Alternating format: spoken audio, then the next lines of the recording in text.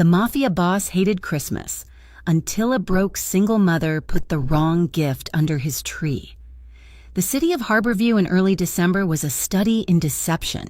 From the floor-to-ceiling windows of the penthouse suite atop the Vescari Tower, the sprawling metropolis looked like a jewelry box overturned on black velvet. Strings of amber and diamond-white lights choked the avenues, wrapping around lampposts and draping across the facades of historic brownstones.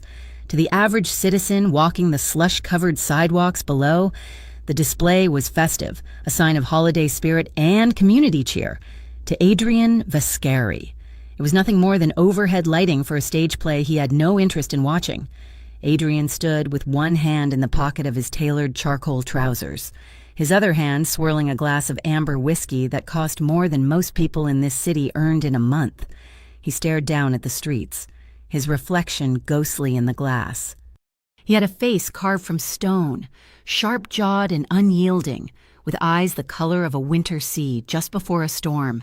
"Make sure the lights are up," he had told his capo 3 days ago. "Every building we own. Make them bright." He did not give the order because he cared about Christmas. He gave it because darkness drew attention, and in his line of work, blending in was the greatest defense. People expected the holidays, they expected the Vescari legitimate holdings to participate in the pageantry. So, he gave them their lights, he gave them the illusion of normalcy, while he remained up here, sealed away in a penthouse that was temperature-controlled, soundproofed, and utterly devoid of warmth. The ice in his glass clinked, the sound sharp in the silence of the apartment. Adrian took a sip, the burn of the alcohol doing little to chase away the chill that settled in his bones every time the calendar turned to the 12th month. He closed his eyes, and for a terrifying second, the smell of expensive leather and pine was replaced by the scent of gunpowder and copper. The memory was always waiting, lurking behind the festive veneer of the season. It was Christmas Eve, 15 years ago. The snow had been falling in thick, soft flakes, covering the grime of the city in a pristine white sheet. He had been 18, arrogant and sure of his father's invincibility. His younger brother, Leo, had been 12. They had just stepped out of midnight mass, the heavy oak doors of the cathedral closing behind them. Leo had been laughing, trying to catch snowflakes on his tongue, his breath puffing out in white clouds. Then came the sound, not a pop, but a crack like thunder splintering the earth. Adrian remembered the way the world tilted. He remembered the shout from his father, a sound of pure animal protective instinct. Before the chaos erupted, a black sedan screeched by. Muzzle flashes lit up the holy night brighter than the star of Bethlehem. When the silence returned, it was heavy and ringing. The snow on the church steps was no longer white. It was stained a deep, horrifying crimson. Adrian had crawled across the ice, his knees scraping raw until he reached them. His father was gone instantly, but Leo was still breathing. Small, quick gasps that misted in the freezing air. Adrian had pulled his little brother into his lap, ignoring the blood soaking his own coat. He sat beneath the massive fir tree the church had set up in the courtyard, its colorful bulbs casting a grotesque, cheerful glow over the dying boy. "I am cold," Adrian, Leo had whispered. Adrian had held him tighter, rocking him, begging him to stay, promising him gifts, promising him the world, promising him anything if he would just keep his eyes open. But the light faded from Leo's eyes while the Christmas lights kept twinkling, indifferent and cruel. Adrian opened his eyes in the penthouse, his grip on the whiskey glass so tight his knuckles were white. That was what Christmas was. It was not joy. It was not peace. It was a distraction. It was the anniversary of the moment he realized that no amount of power could stop death. He turned his back on the window and the glowing city. The living room was vast, dominated by a 12-foot spruce tree that his interior designer had installed that morning. It was decorated in tasteful silver and blue, perfectly symmetrical, utterly soulless. It was a prop, just like the smile he wore at board meetings. "I hate this time of year," he thought, draining the glass, 3 miles and a world away from the Vescari penthouse. Nora Lane was trying to negotiate with a radiator that hissed more than it heated. The apartment was small, a fourth-floor walk-up with peeling paint and drafty windows that rattled every time the wind whipped off the harbor. It smelled of lemon polish and old paper, a clean but tired scent. Nora sat at the chipped kitchen table, her phone in one hand and a stack of envelopes in the other. She wore her waitress uniform from the diner, a pale blue dress that had seen too many wash cycles, paired with thick wool socks. Her blonde hair was pulled back in a messy bun, escaping in wisps around a face that was undeniably beautiful but etched with exhaustion. She tapped the banking app on her screen. The numbers stared back at her. $42.15. She let out a long, slow breath, rubbing her temples. Rent was due in 5 days. The electric bill was overdue, marked with threatening red letters. And then there was the pharmacy. Emma's inhaler was running low, and the rattling sound in her daughter's chest the last 2 nights had kept Nora awake, staring at the ceiling and doing frantic mental math. "Mama?" Nora shoved the bills under a flyer for a grocery store sale and plastered a bright smile on her face before turning around. Emma stood in the doorway of the bedroom, holding a pair of safety scissors and a sheet of white printer paper. She was 6 years old, with eyes as big and brown as a fawn's and a spirit that poverty had not yet managed to crush. She wore pajamas that were slightly too short at the ankles. "Hey, Sweet Pea," Nora said, her voice softening instantly. "You should be asleep. It is past 8. "I am making snow," Emma announced seriously, holding up a jaggedly cut snowflake. "For the tree. Since we do not have real snow yet." Nora's heart squeezed. She stood up and walked over, scooping her daughter into a hug. Emma felt thin in her arms, fragile. Nora kissed the top of her head, smelling strawberry shampoo and sleep. "It is beautiful," Nora said. "The best snowflake I've ever seen. Go put it on the tree and then it is straight to bed. I have to leave for my cleaning shift soon." Emma ran to the corner of the living room where a 2-foot plastic tree stood on a crate covered by a red sheet. Nora had bought it at a thrift store for $3. It leaned slightly to the left, but Emma treated it like it was the tree at Rockefeller Center. She placed the paper snowflake carefully on a branch, next to a garland made of popcorn they had strung together 2 nights ago. She turned back to Nora, her expression suddenly worried. "Mama," she said, "since we live on the 4th floor now and we do not have a chimney, how will Santa get in?" Nora felt the familiar pinch of panic. She crouched down so she was eye level with her daughter. "Santa is magic, Em," she said, smoothing Emma's hair. "He has a master key that opens every door in the world, even ours. Especially ours." Emma's face relaxed. Her trust absolute. "Okay. I just wanted to make sure. I do not need a lot, but I really hope he brings the princess book." "The one with the dragon. He knows," Nora said, her throat tight. "He knows exactly what you want," after she tucked Emma in and listened to her breathing even out. Nora returned to the kitchen table. She sat in the dim light, the silence of the apartment pressing in on her. She pulled a small box from her bag. It contained a plain silver charm bracelet she had found at a pawn shop. It was cheap metal, likely to tarnish if she did not polish it, but it was delicate. She took out a small set of paints and a wooden disc she had sanded smooth. With a steady hand, she began to paint. Tiny, swirling letters, EMMA. She added little holly berries around the edge. It was not professional, but it was made with a ferocity of love that made her fingers ache. Next, she pulled out a second-hand copy of The Princess and the Dragon. She had found it in a bargain bin, the cover slightly bent, but she had carefully glued it back down and wiped it clean. She opened a piece of lined notebook paper and clicked her pen. "My darling Emma, Christmas is not about the things we buy. It is about the magic we make. I know this year has been hard and the house is different, but my love for you is the biggest thing in the universe. I will always find a way for us. I promise. You are my greatest gift. Love, Mama." She folded the letter, her tears blurring the ink slightly. She wiped her eyes angrily. Crying would not pay the rent. Crying would not buy the inhaler.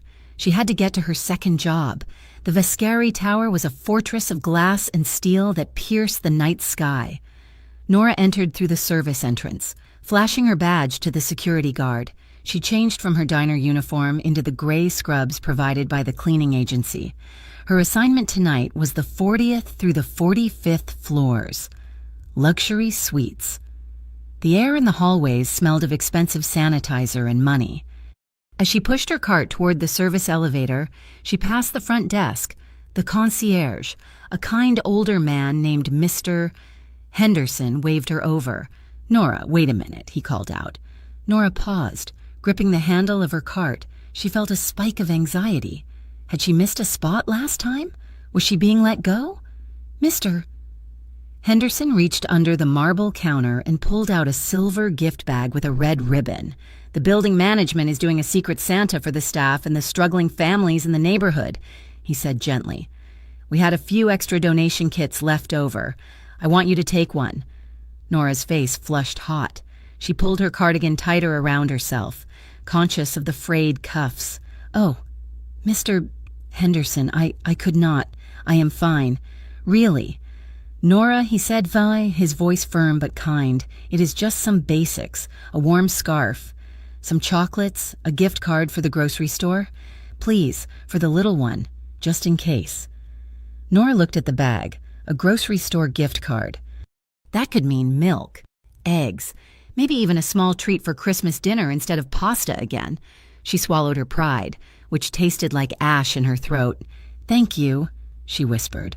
"Thank you so much." She took the silver bag and tucked it onto the bottom shelf of her cart, hidden beneath the cleaning rags. That night, back in the quiet apartment, Nora sat on the floor surrounded by the few supplies she had. She had the silver bag from Mr. Henderson, which she had peeked into, a thick wool scarf, a box of truffles, and a $50 grocery card. It was generous, incredibly so. But she also had the gifts for Emma, the bracelet, the book, the ornament, and the letter. She had only one roll of wrapping paper left, a glossy silver foil she had bought on clearance last January. She wrapped Emma's gifts carefully, placing them inside a small gift bag she had saved from a birthday party years ago. It happened to be silver, nearly identical in shade to the one Mr. Henderson had given her. She looked at the two bags sitting side by side on the table. They looked like twins. "I need to take the charity gift back," she thought. She had decided on the bus ride home. She could not keep the scarf and the chocolates. The gift card she would keep. She had to, for food, but the rest felt like taking too much. She would rewrap the scarf and the chocolates and leave them at the staff tree in the lobby tomorrow for someone who had absolutely nothing. She would put a generic Merry Christmas tag on it. She wrote out the tag for Emma's bag. "To Emma, love Mama." She tucked the letter inside. She wrote the tag for the charity bag. "For a friend." She was so tired, her eyes burned. She left the bags on the table and collapsed into bed, fully clothed, setting her alarm for 5 in the morning. The next day was a blur of panic. The alarm did not go off. Nora woke up with 20 minutes to get Emma to school and get herself to the morning shift at the diner, then back to the high-rise for an extra holiday shift she had picked up. She flew around the apartment, shoving toast into Emma's hand and grabbing her coat. "The bags," she gasped. She grabbed both silver bags from the table. She would drop the charity one at the building's staff tree when she got to work, and she would bring Emma's bag back home tonight to put under their tiny tree. Nora dropped Emma at school, kissing her forehead through the chain-link fence. "Be good, I love you." She ran for the bus, the two silver bags banging against her hip. 8 hours later, Nora was clocking in at the Vascari Tower. She was exhausted, her feet throbbing, her mind a fog of fatigue. She changed into her scrubs, transferring her personal items into her locker. She kept the two bags with her. She needed to drop the charity one at the front desk tree, but the lobby was crowded with delivery men and residents. She panicked, not wanting to be seen carrying personal items in the main area. "I will take them up on the cart," she decided. "I will drop the charity one down the laundry chute to the basement staff room later, and I will hide Emma's in my locker when the coast is clear." She loaded her cleaning cart, towels, spray bottles, mop. She placed the two silver bags on the top shelf, right next to each other. The elevator ride to the penthouse floor was silent. Nora leaned her head against the cool metal wall, closing her eyes for just a second. Ding. The doors opened to the service corridor of the penthouse level. This was Adrian Vascari's floor. The air up here was different, still, pressurized, silent. Nora pushed her cart out. She saw a porter, a young man named Steve who always had headphones in, rushing toward the service elevator she had just exited. He was pushing a large trolley full of packages. "Hey, Nora!" Steve shouted over his music. "Boss wants all the gifts under the tree before he gets back. He's coming in early." Nora froze. "The gifts? Yeah, anything that looks like a present. Just dump it and go. He's in a mood." Steve rushed past her into the elevator. Nora looked at her cart. She had to clean the guest bathroom in the hallway before she could go inside the main suite. She grabbed her spray bottle and a rag. Just then, her phone buzzed in her pocket. It was the school nurse. "Emma has a slight fever. Not an emergency, but monitor her tonight." Nora's heart stopped. Fever meant asthma triggers. She typed a frantic reply with trembling fingers. In her distraction, she reached for the silver bag on her cart, the one she intended to keep safe, the one with Emma's bracelet and the letter. But her eyes were on the phone screen. She grabbed the bag on the left. She hurried into the service entrance of the penthouse. The living room was massive, dimly lit, terrifyingly beautiful. The tree stood like a sentinel in the corner. Beneath it lay a pile of professionally wrapped boxes, gold, black, navy blue, cold colors. Nora rushed over, her heart hammering in her chest, worried about Emma, worried about being caught by the Mafia boss. She placed the silver bag nestled among the expensive boxes. It looked small and humble next to them. She turned and ran back out to her cart to finish her shift, her mind entirely on her sick daughter, back in the hallway, on the top shelf of her cart. The bag containing the wool scarf and the chocolates sat quietly. Nora finished her shift in a haze. She grabbed the remaining bag from her cart, shoved it into her oversized tote bag, and clocked out. She ran all the way to the bus stop, clutching the bag she believed contained the generic charity items, desperate to get home to her feverish child. In the penthouse, the silence was absolute. The sun began to set, casting long, bloody shadows across the marble floor. The city lights flickered on, one by one, surrounding the tower in a cage of electricity. Under the towering spruce tree, amidst the gifts of scotch, silk ties, and humidors sent by senators and crime lords, sat a small, crumpled silver bag. Inside it was a cheap bracelet, a painted piece of wood, and a letter that carried the weight of a mother's entire world. The elevator chimed. Heavy footsteps echoed on the floor. Adrian Vascari was home, and he was not in the mood for surprises. The meeting with the Calvetti crew had been a waste of time, a 3-hour circling of sharks in a back room filled with cigar smoke and veiled threats. Adrian Vascari stepped out of the private elevator and into his penthouse, shrugging off his suit jacket with a motion that suggested he wanted to shed his own skin along with it. He tossed the jacket onto a leather armchair and loosened his tie, the silk slipping through his fingers like water. The air in the penthouse was cool, filtered, and aggressively silent. It smelled of winter pine and sandalwood, a scent that was not natural but curated. He had not chosen the candles flickering on the mantel, nor had he chosen the enormous spruce tree that dominated the eastern corner of the room, its branches heavy with silver globes and crystal icicles. His staff had arranged it all. They knew better than to ask him, so they simply did what was expected for a man of his stature. Adrian walked to the wet bar and poured himself a glass of water. Ignoring the whiskey decanter, he needed a clear head. The Calvettis were pushing boundaries in the shipping district, testing the fences. He would need to push back, hard and fast, before the new year.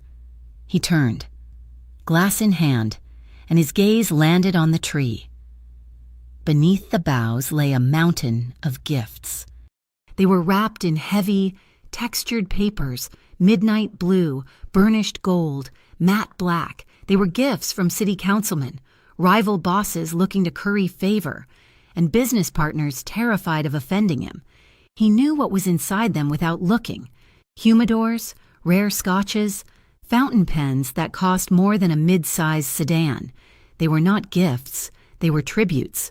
He scoffed, a harsh sound in the empty room, and moved to walk past the display to his office.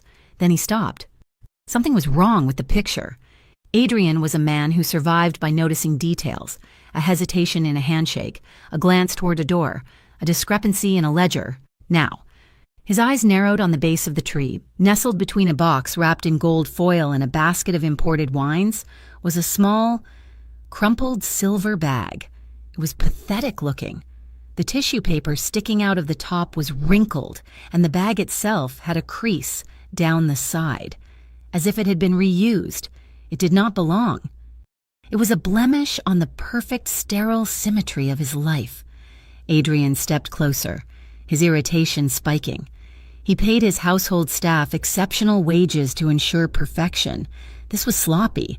He crouched down, setting his water glass on a side table, and plucked the offending bag from the pile. It was light.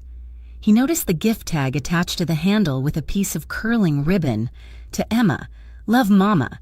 The handwriting was not professional calligraphy. It was hurried, looped, and intimate. Adrian frowned. Who was Emma? He did not know an Emma. He certainly did not know a mama who would leave a bag like this in the most secure residence in Harborview. Curiosity warred with his paranoia. Was this a joke, a delivery error, or something more sinister? In his world, even a harmless package could contain a biohazard or a bomb, though the weight suggested otherwise. He sat on the edge of the sofa and pulled the tissue paper aside. He reached in and pulled out the contents, one by one, laying them on the obsidian coffee table. First, a book, The Princess and the Dragon. The corners were soft and white from wear. The cover possessed a faint crease where it had been opened too many times. Second, a bracelet. It was silver-plated, the kind you could buy at a kiosk in the mall. The charms were simple hearts and stars, jangling quietly as he set it down. Third, a wooden ornament. It was hand-painted, the red paint slightly uneven. Emma was spelled out in white letters, bordered by holly leaves that looked like they had been painted with a toothpick. And finally, a folded piece of lined notebook paper. Adrian stared at the objects. They were trash. They were worthless. And yet, they carried a vibration of something he could not name, something that made the hair on the back of his neck stand up. He picked up the paper. He should throw it away. He should call security. Instead, he unfolded it. My darling Emma, Christmas is not about the things we buy. It is about the magic we make. I know this year has been hard, and the house is different, but my love for you is the biggest thing in the universe. I will always find a way for us. I promise. You are my greatest gift. Love, Mama. The words hit him like a physical blow to the sternum. Adrian stopped breathing for a moment. The silence of the penthouse suddenly felt deafening.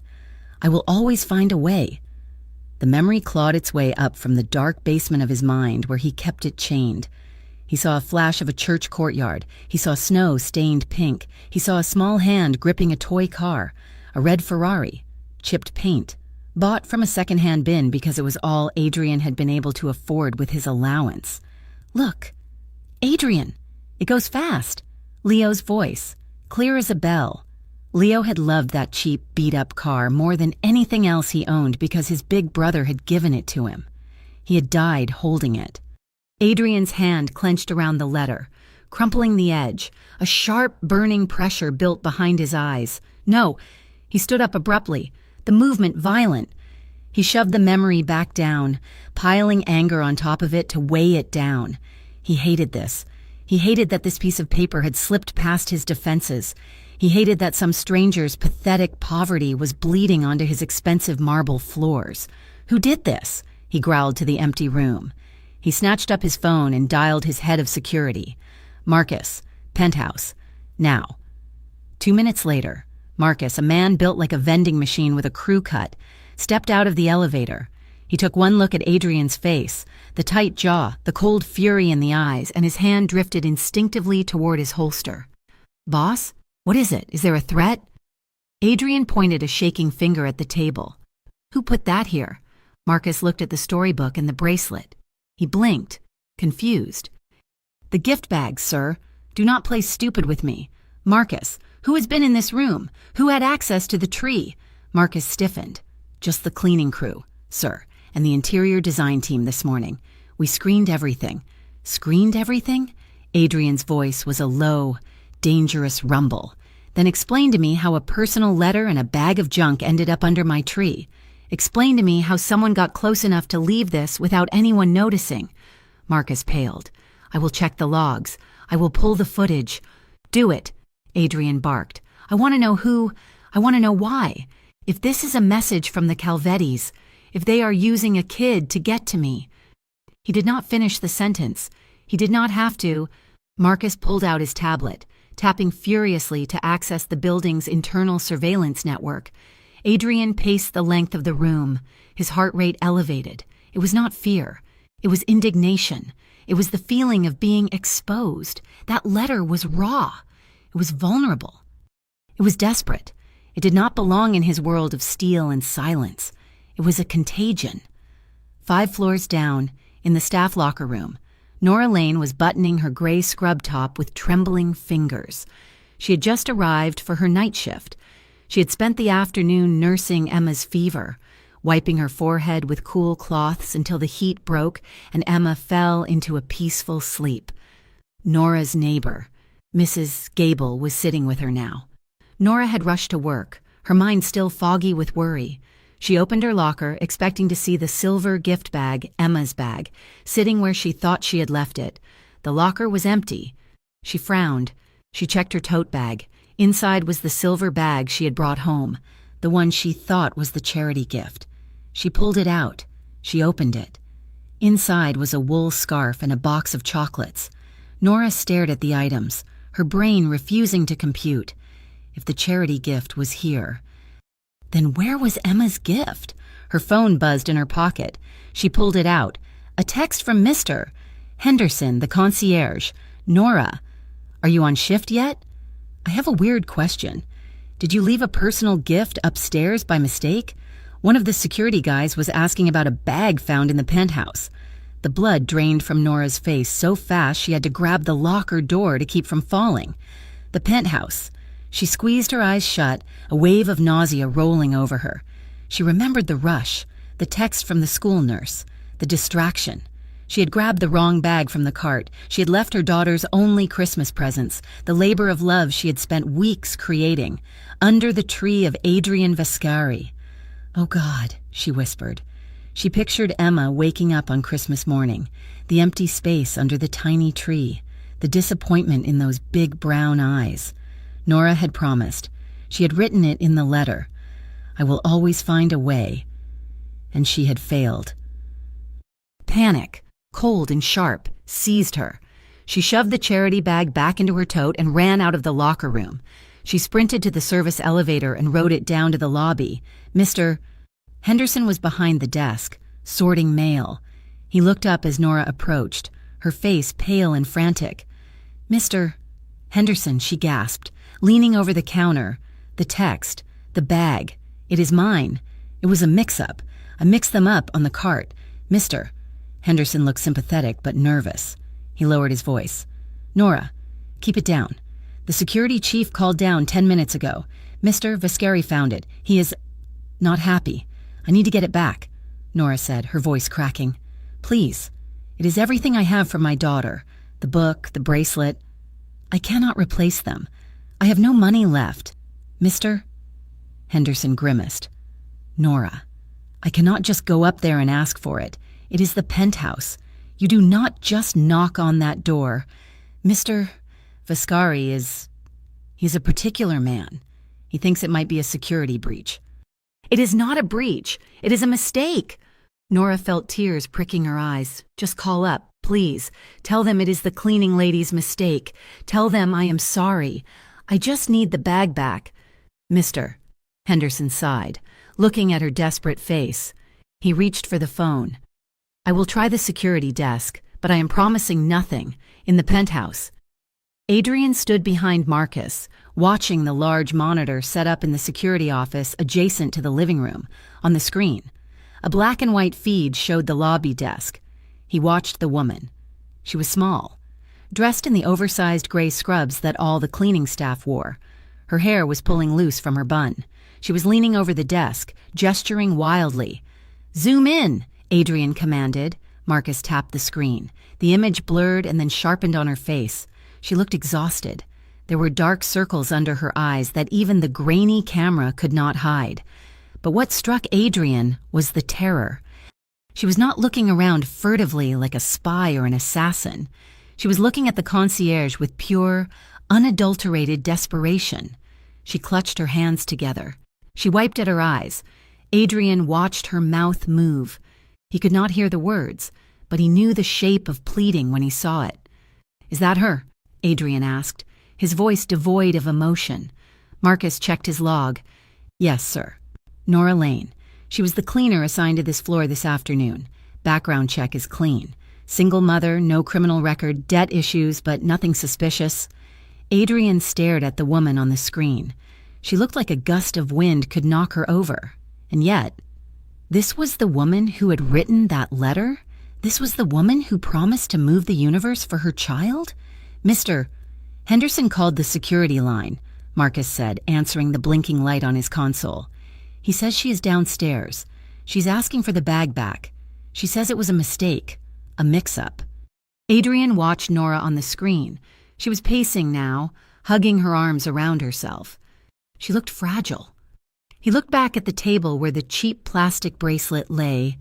He felt a strange, magnetic pull. It was an itch in the center of his chest. He wanted to see her. He wanted to see if the woman matched the words. He wanted to know who dared to bring reality into his sanctuary. "Send her up," Adrian said. Marcus turned. "Surprised.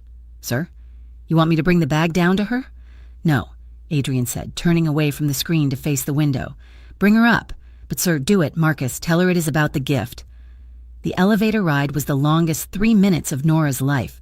She stood in the corner of the brass-paneled car, her reflection staring back at her, wide eyes, flushed cheeks, a stain on her scrub top. She clutched the empty charity gift bag in her hands, twisting the handles until her knuckles turned white. Why had he called her up? Was she going to be fired? That was the best-case scenario. The rumors about Adrian Viscari were whispered in the back alleys of the city, that he was ruthless, that he was violent, that he made people disappear if they crossed him. And she had invaded his home. She had left her poverty cluttering his floor. But she could not turn back. She thought of Emma's face when she talked about the princess book. She thought of the hours she had spent painting that ornament, her hand cramping. "I will face the devil himself if I have to," she thought. "I just want the bracelet." The elevator slowed. Her heart hammered against her ribs like a trapped bird. Ding. The doors slid open. Nora stepped out, her legs feeling like lead. She had cleaned this apartment before, but always when it was empty, always with her head down, focusing on the dust. Now, seeing it inhabited, it felt like a temple to a dark god. The floors were black marble, reflecting the city lights from the floor-to-ceiling windows. The ceilings were impossibly high. And there, standing by the massive Christmas tree, was the man himself. Adrian Viscari was taller than she expected. He wore a fitted black shirt that outlined broad shoulders and lean muscle. His dark hair was swept back, and his face was a mask of sharp angles and shadows. He was watching her. His eyes were cold, calculating, and piercingly blue. They swept over her, taking in her worn sneakers, her messy hair, her terrified stance. Nora felt a blush rise from her chest to her hairline. She felt small. She felt poor. Adrian did not speak. He simply stood there, radiating power. Nora took a tentative step forward. Her eyes darted to the coffee table. There it was, the bag. It was open. The contents were spread out on the black stone. The book, the bracelet, the letter. He had opened it. He had seen everything. He had read her letter. Nora felt a wave of humiliation so intense it made her dizzy. Her private promise, her confession of struggle, had been laid bare for this billionaire crime lord to inspect. "Mr. Viscari," she started, her voice shaking. She cleared her throat and tried again, gripping the charity bag in front of her like a shield. "Mr. Viscari, I am so sorry. It was a mistake. I I brought the wrong bag. Adrian did not move. He kept his gaze locked on hers. You are Nora, he stated. His voice was deep, smooth and utterly terrifying. Yes, sir. And this? He gestured vaguely to the table. This is yours? Yes, sir. It is for my daughter, Emma. Adrian tilted his head slightly, studying her. He looked at the cheap items on the table, then back at her. The contrast between the opulent room and the humble gifts was stark. He took a step toward her. Nora suppressed the urge to run. Why? He asked. The question confused her. Why what? Why did I leave it? Why did I buy it? I do not understand, she stammered. Why bring it here? Adrian asked, his voice lowering. I did not mean to, she said quickly. I was bringing the charity donation. She held up the silver bag in her hands. This one, for the staff drive. And I had my daughter's gift with me because I was rushing. They look the same. I grabbed the wrong one. I am so sorry. I will take it and go. Please. She took another step toward the table, reaching for the bracelet. Do not touch it, Adrian said. The command was soft, but it cracked like a whip. Nora froze, her hand hovering inches from the table. She looked up at him, fear spiking in her chest. Sir? Adrian walked around the table until he was standing directly in front of her. He was close enough that she could smell him. Clean soap, expensive leather, and the faint, sharp scent of whiskey. He towered over her. He looked down at the letter lying on the table. I will always find a way. He looked back at Nora. His eyes were no longer just cold. They were turbulent. You promised her magic, he said quietly. Nora swallowed hard. Yes. You have nothing, he observed. His eyes dropped to her shoes, then back to her face. You are drowning in debt. I checked, and yet you promise her the world. Nora's chin lifted. A spark of defiance ignited in her chest, fueled by the insult. She might be poor. She might be scared, but she was a mother. I promised her love, Mr. Viscari, she said, her voice trembling but firm. That is not nothing. Adrian stared at her. He seemed taken aback by her tone. For a second, the mask slipped, and she saw something else in his eyes. Pain? Hunger? He reached down and picked up the letter. Nora held her breath. He read the words again, his jaw working. Then he looked at her with an intensity that made her knees weak. Take it, he said abruptly. He gestured to the table. Take the book. Take the bracelet. Nora let out a breath she didn't know she was holding. She scrambled to gather the items, her hands shaking as she shoved the book and the bracelet back into the crumpled silver bag. Thank you, she whispered. Thank you. She reached for the ornament, the wooden disc with Emma painted on it. Adrian's hand shot out and covered it. Nora froze. His hand was large, warm, and scarred across the knuckles. Not that, he said. Nora looked up, confused. Sir, I am keeping this, he said. He picked up the ornament, holding it by its red ribbon, dangled from his fingers, looking absurdly small against his dark shirt. Why? Nora asked, her confusion overriding her fear. Collateral, Adrian said. The corner of his mouth twitched. Not quite a smile, but something close.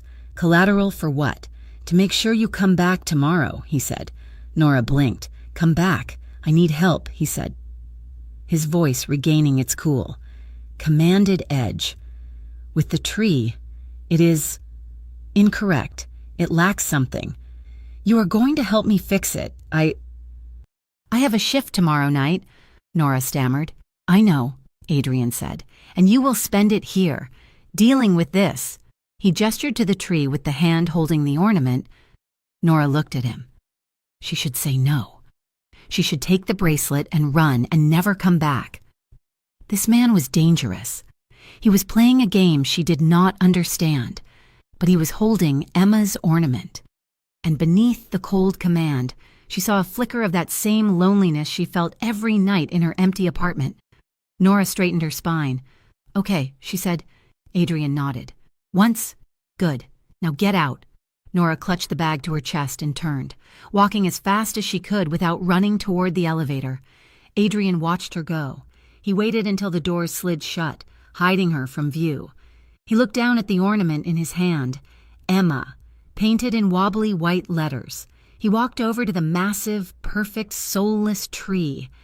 He reached up and hung the cheap wooden circle on a branch right at eye level. It swung gently, a tiny heartbeat of life in a forest of ice. Adrian Viscari touched the wood with his thumb. "Tomorrow," he whispered. The silence in the penthouse was not empty. It was heavy, pressurized, like the air inside a diving bell deep underwater. Adrian Viscari stood by the marble coffee table, the piece of lined notebook paper in his hand.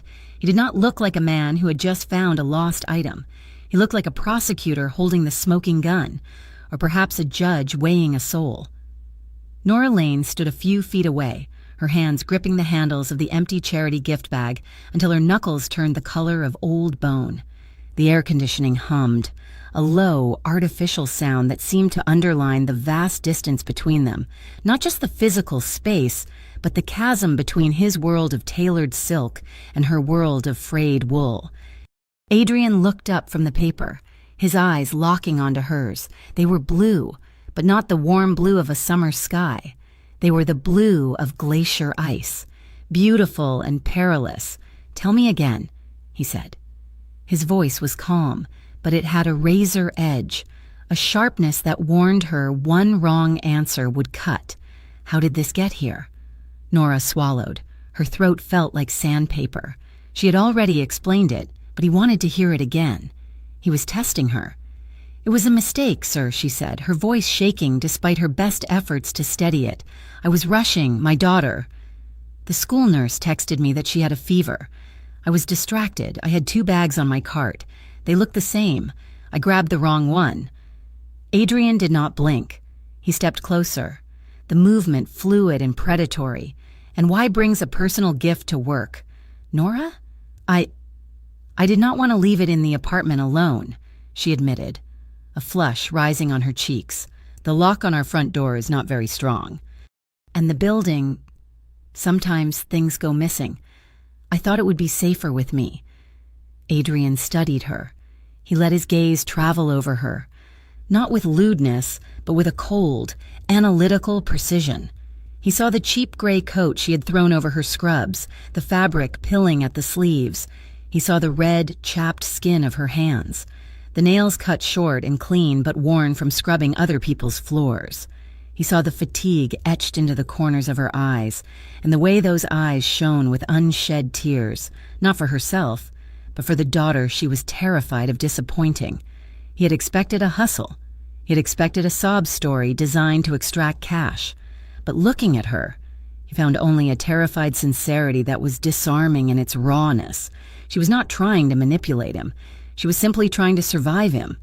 He looked back at the letter in his hand. The paper was cheap, the ink a standard blue ballpoint. He began to read aloud. "I will always find a way for us." He spoke the words in a low, measured tone, stripping them of the sentimentality she had written them with, turning them into a statement of fact to be examined. Nora's shoulders stiffened. A wave of heat washed over her face, hotter than the shame of poverty. That letter was private.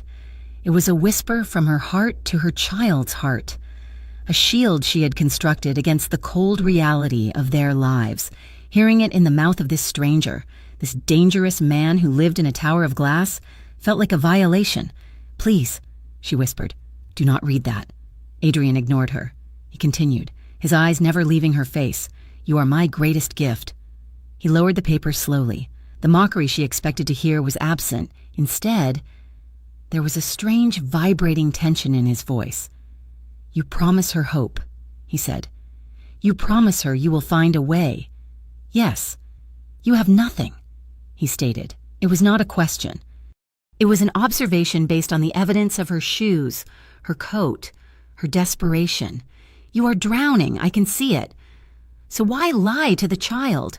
Why give her a bracelet that will turn her wrist green and a book that is already falling apart?"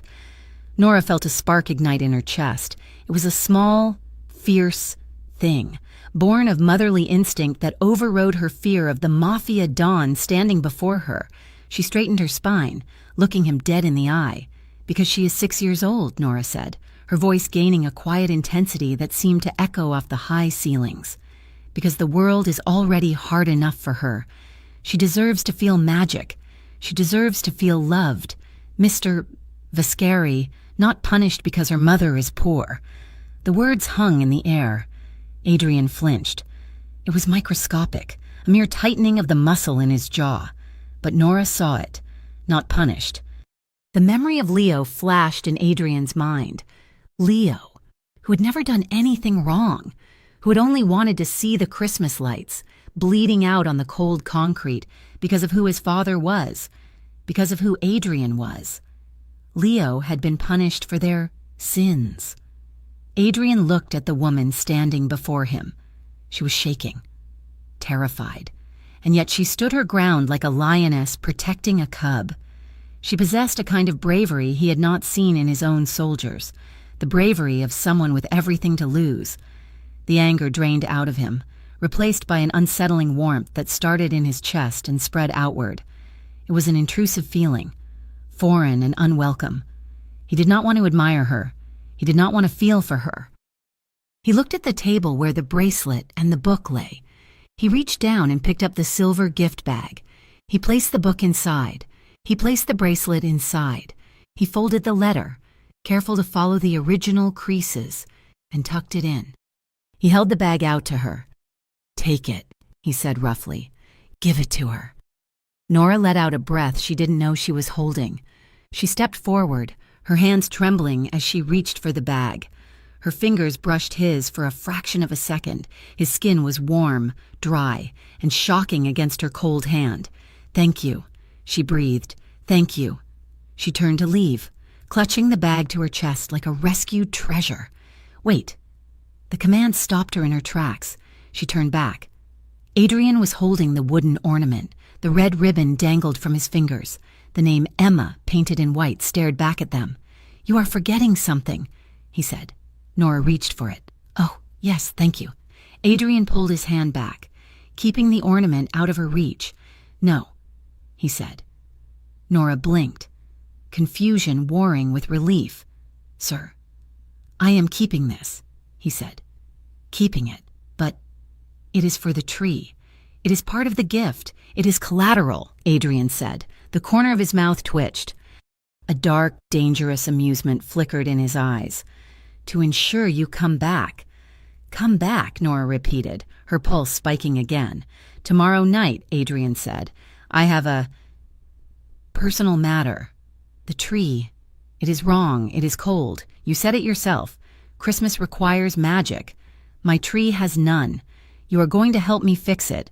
I have a shift tomorrow," she stammered. "I know. You will work it here. With me." Nora bristled. Part of her wanted to snap at him, to tell him he had no right to hold her daughter's ornament hostage, to tell him to keep his job and his penthouse and leave her alone. But she looked at the ornament in his hand, the hours she had spent painting it, and then at his face. He looked challenging. Yes, but beneath the arrogance, there was something else, a challenge, a plea. She could not risk losing her job, and she could not leave Emma's name in the hands of this man without retrieving it.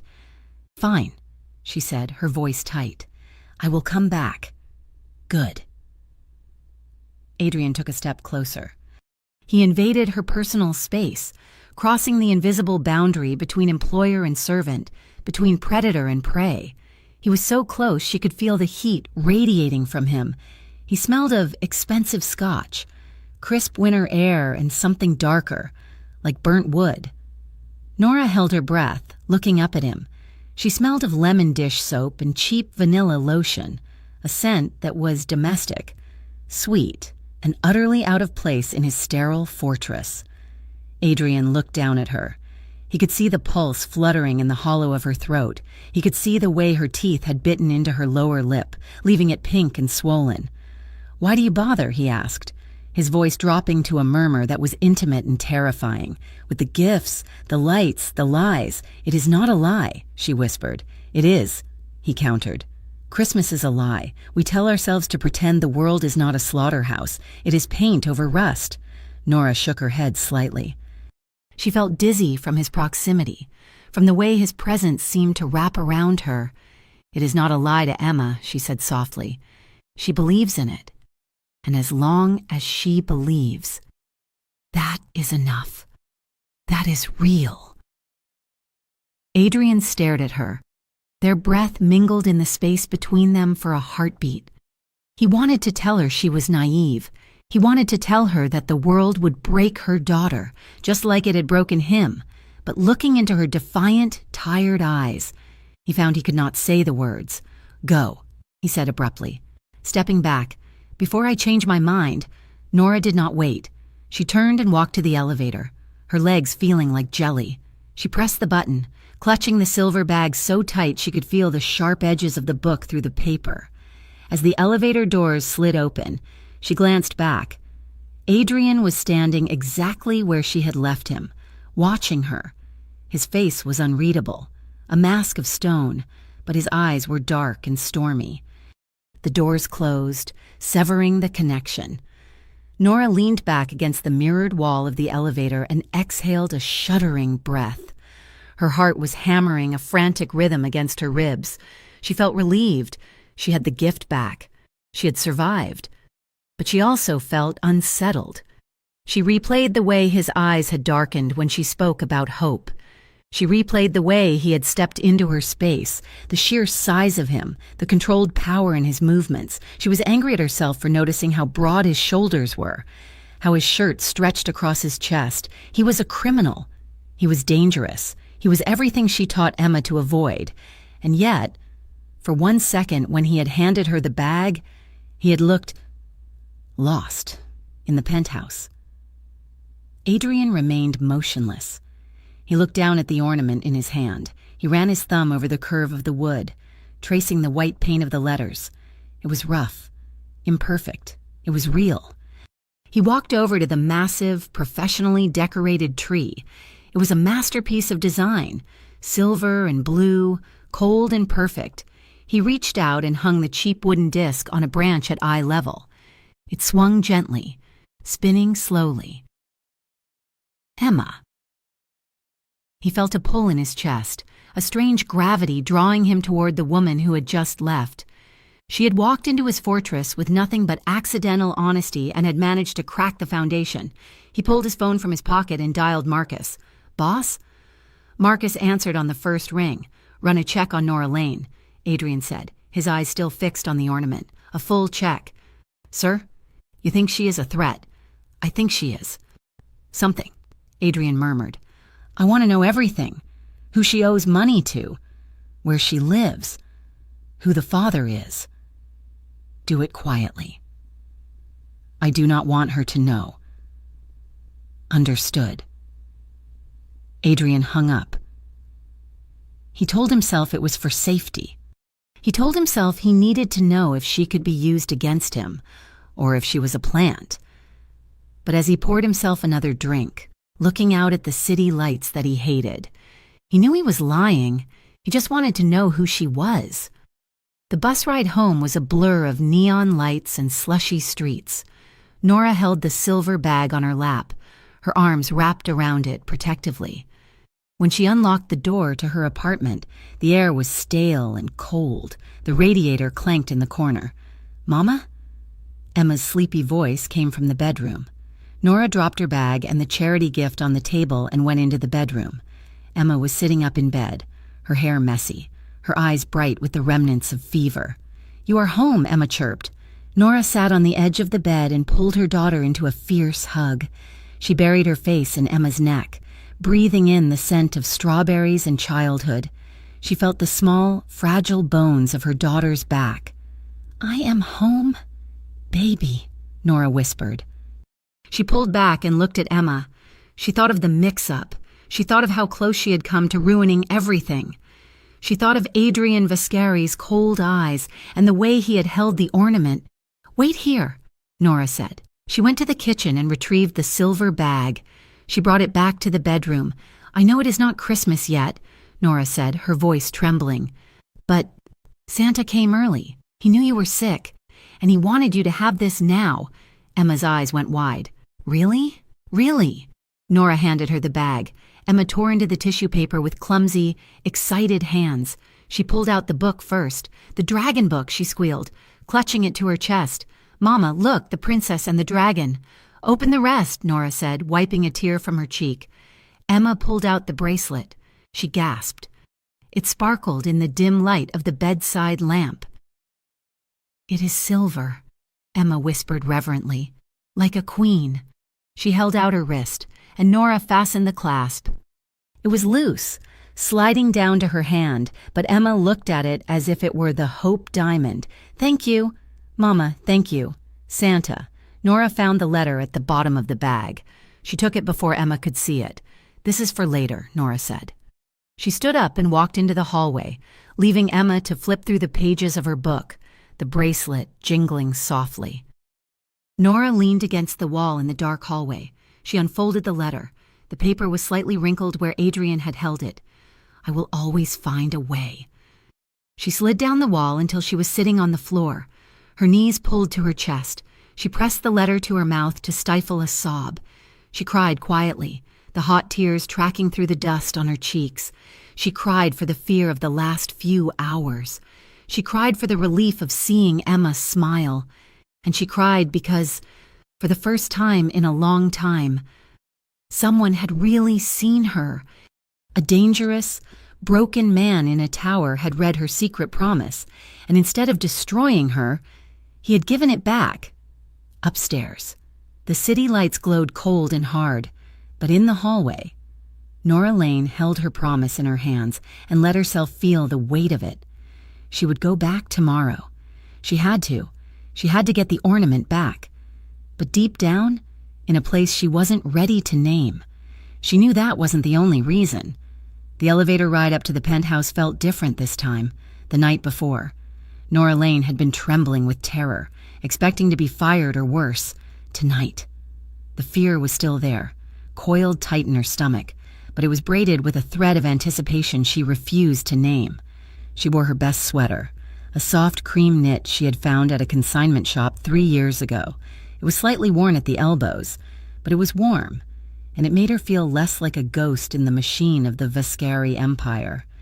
When the doors slid open, the penthouse was quiet. The usual hum of the cleaning crew or the sharp footsteps of security guards was absent. The vast living room was dimly lit, the only illumination coming from the city lights bleeding through the floor-to-ceiling windows and the soft glow of the lamps flanking the massive fireplace. Adrian Vascari was waiting for her. He stood by the tree, his back to her. He had shed the armor of his suit jacket. He wore a white dress shirt, the top 2 buttons undone, sleeves rolled up to reveal forearms that were corded with muscle and marked by the faint white lines of old scars. "You are late," he said, without turning around. Nora checked her watch. It was 2 minutes past 7. "The bus was slow," she said, stepping into the room. "The snow is sticking to the roads." Adrian turned. His gaze swept over her, taking in the cream sweater, her jeans, her hair which she had left down tonight, falling in soft waves around her shoulders. He did not smile, but the hard line of his jaw seemed less brittle than the night before. He held up his hand. From his index finger dangled the wooden ornament. "Emma, you came back," he said. "You have my property," Nora replied, trying to keep her voice steady. Adrian walked over to the coffee table and set the ornament down gently, right next to a tumbler of amber liquid. "I do. And tonight, you earn it back." He gestured to the tree. It was exactly as it had been yesterday, towering, symmetrical, dressed in silver and icy blue. It was a masterpiece of cold perfection. "It is wrong," Adrian said, looking at the spruce with a look of genuine distaste. Nora frowned. "It is beautiful, sir. It looks like a magazine cover. That is the problem," he said. He picked up his drink and took a sip, the ice clinking softly. "It looks like a hotel lobby. It looks like a tax write-off. You said yesterday that Christmas requires magic. You said a family tree should not look like this." He waved a hand at the silver decorations. "I want you to fix it." Nora stared at him. "You want me to redecorate your Christmas tree?" "I want you to make it look like people actually live here," he corrected. "The staff brought up some boxes from storage. Old things. Things my mother bought before. They are over there." He pointed to several cardboard boxes stacked near the fireplace. They looked worn, their corners taped and retaped. Nora walked over to the boxes. She hesitated and opened the top one. Inside, wrapped in yellowing tissue paper, were ornaments of red and gold, glass baubles painted with scenes of snowy villages, and a string of old-fashioned multicolored lights. "These are lovely," she whispered, lifting a glass Santa Claus. Adrian watched her. He did not move to help. He simply stood there, a sentinel in his own home, drinking his whiskey. "Get to work." "Nora," he said, for the first hour. The silence was thick. Nora worked methodically, stripping the tree of its icy silver finery. She felt Adrian's eyes on her, a physical weight between her shoulder blades. He sat in the leather armchair, reviewing documents on a tablet, but every time she turned, he was looking at the tree, or at her. Gradually, the atmosphere shifted. The sheer domesticity of the task began to erode the tension. Nora dragged a small stepladder over to the tree to reach the higher branches. She began unspooling the string of multicolored lights Adrian had unearthed. "You missed a spot." Adrian's voice came from behind her. She jumped slightly, nearly dropping the strand. He was standing right at the base of the ladder, looking up. "Where?" she asked. "Top left. It is uneven." Nora stretched, trying to loop the wire over a particularly stubborn branch. The ladder was sturdy, but she was small, and the tree was massive. She rose onto her tiptoes, the rubber soles of her sneakers gripping the step. "Like this?" she asked, breathless from the exertion. "No, to the right." Nora leaned further. The ladder gave a tiny wobble on the polished marble floor. It happened in a heartbeat. The bulb she was holding flickered, startling her. Her foot slipped. She gasped, arms flailing as gravity took hold. She did not hit the floor. Strong hands clamped onto her waist, arresting her fall instantly. The impact knocked the breath out of her as she was pulled backward, not onto the hard stone, but against a wall of solid muscle. Nora froze. She was standing on the floor now, her back pressed flush against Adrian's chest. His hands were still on her waist, his thumbs digging into the soft wool of her sweater. His grip was ironclad, unyielding, and yet he wasn't hurting her. He was holding her. She could feel the heat radiating from him, searing through the layers of her clothes. She could feel the steady, rhythmic thud of his heart against her shoulder blades. "Careful," he murmured. His voice was a low rumble right next to her ear. His breath brushed against her temple, warm and scented with whiskey. Nora's heart hammered a frantic rhythm against her ribs. She was acutely aware of every inch of contact, his chest against her back, his thighs brushing the back of hers, the size of his hands spanning her waist. I slipped," she whispered, her voice barely audible. "I know," he said. He did not let go. For a suspended moment, neither of them moved. The city lights twinkled outside, oblivious. The multicolored lights on the tree cast a warm, chaotic glow over them. The air was charged with something electric, something that tasted like danger and comfort all at once. Adrian's hands shifted slightly, his fingers spreading over her hips, testing the curve of her. It was possessive. It was protective. Then, slowly, he turned her around. Nora went willingly, her legs trembling too much to resist. They were face to face. He was so tall. Nora had to tilt her head back to look at him. His face was inches from hers. She could see the flecks of gray in his blue eyes, the faint shadow of stubble on his jaw. Her hand came up instinctively to balance herself, resting flat against the center of his chest, beneath the crisp white cotton of his shirt. His heart was beating just as fast as hers. That realization shocked her. He was not stone. He was racing. Adrian looked down at her. His gaze was intense, searching. He looked at her eyes, wide and startled. He looked at the flush rising on her neck. Then, his eyes dropped to her mouth. He lingered there. Nora's lips parted on a shaky exhale. She saw his pupils dilate, swallowing the blue. The tension in his jaw softened, replaced by a hunger that made her knees weak. He leaned in, just a fraction of an inch. Then, abruptly, he stepped back. His hands fell from her waist. The loss of contact was so sudden it felt like a physical chill. "Holiday hazards," he said. His voice was dry, sardonic. the armor slamming back into place. OSHA would have a field day with that ladder. Nora blinked, reeling. She laughed, a shaky, breathless sound that was too loud in the quiet room. "Yes," she said, wrapping her arms around herself to hold the warmth in. "Very dangerous." She turned back to the tree, her hands trembling as she picked up a red ornament.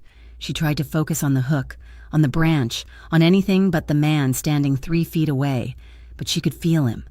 Every time she moved, she felt his gaze tracking her, heavy and hot.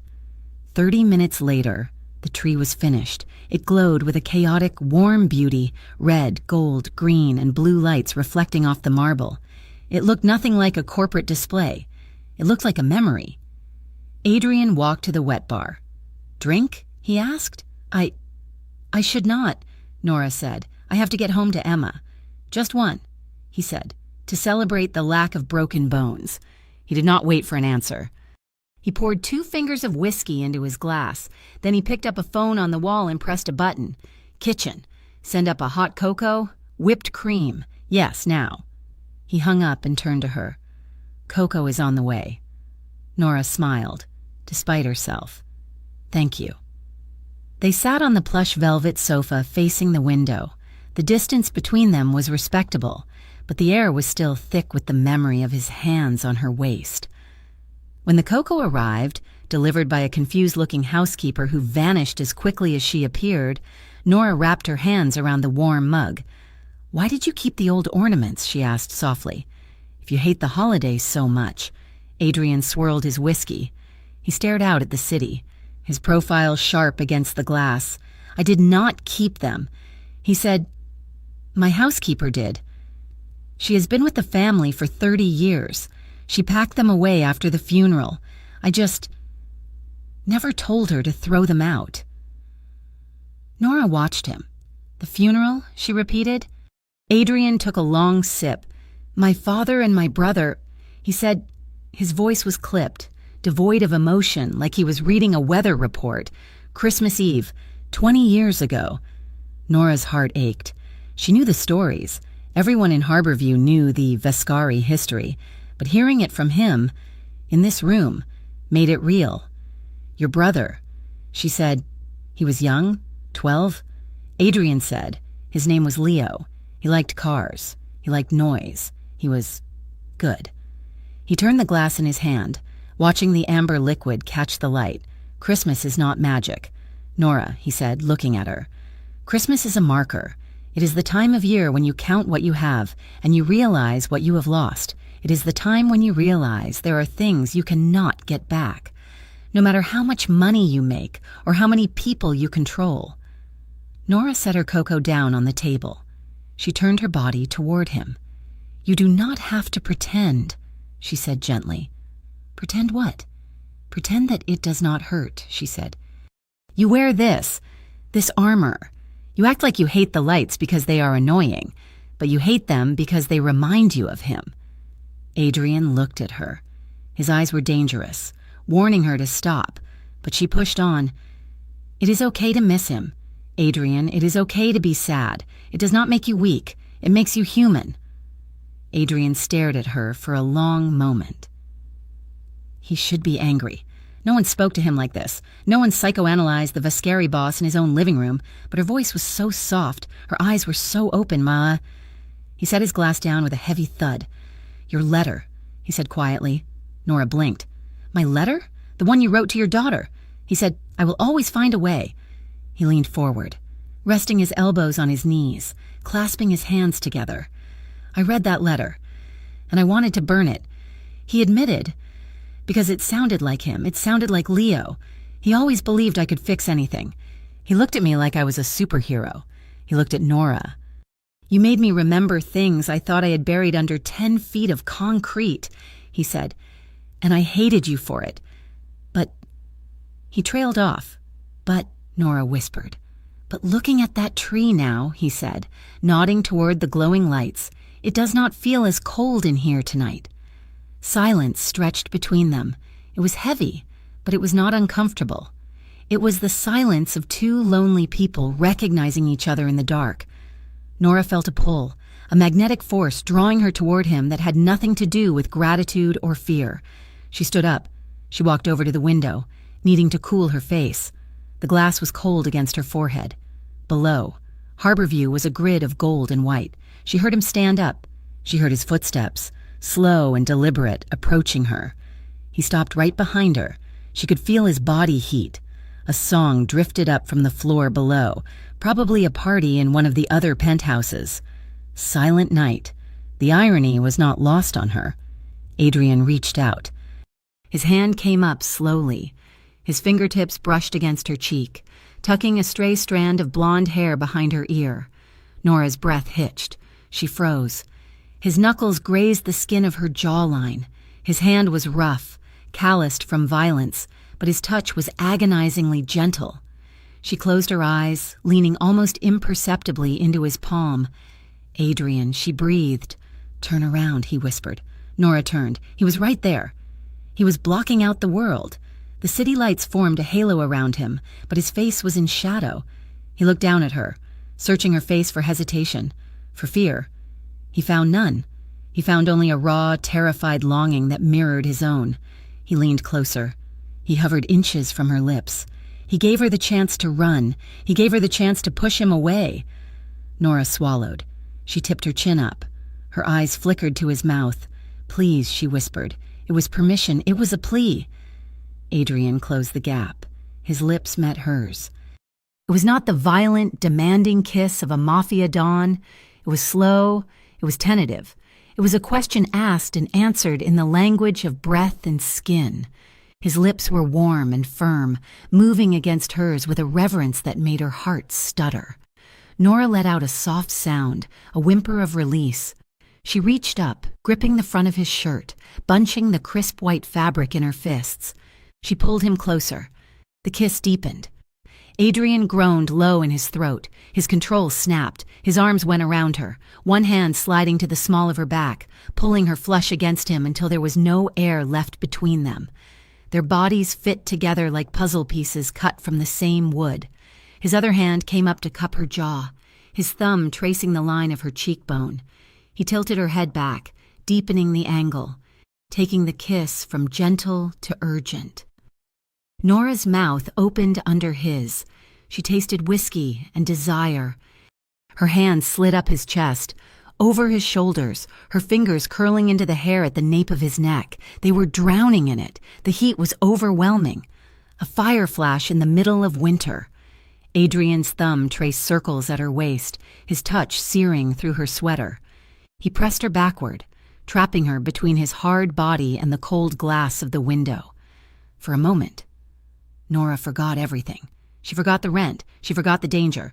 She forgot that he was a man who killed people, and she was a woman who scrubbed toilets. There was only him, only this fire. Then reality crashed back in. Emma? The image of her daughter's face flashed in her mind.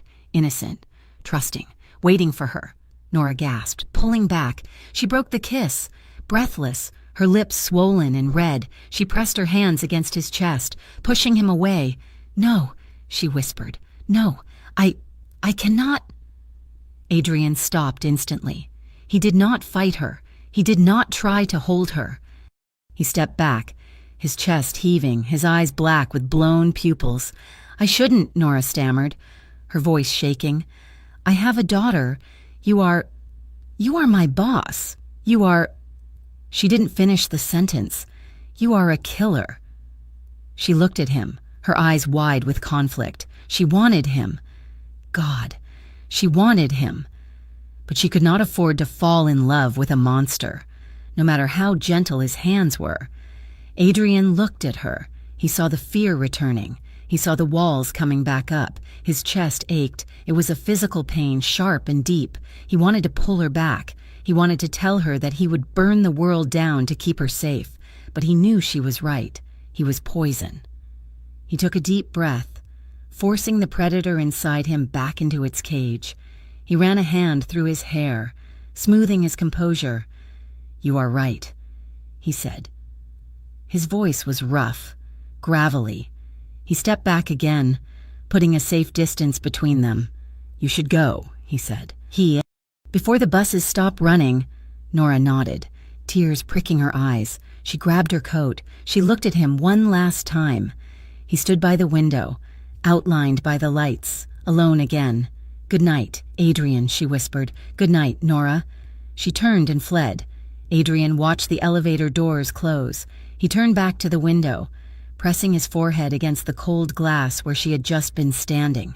He could still taste her on his lips.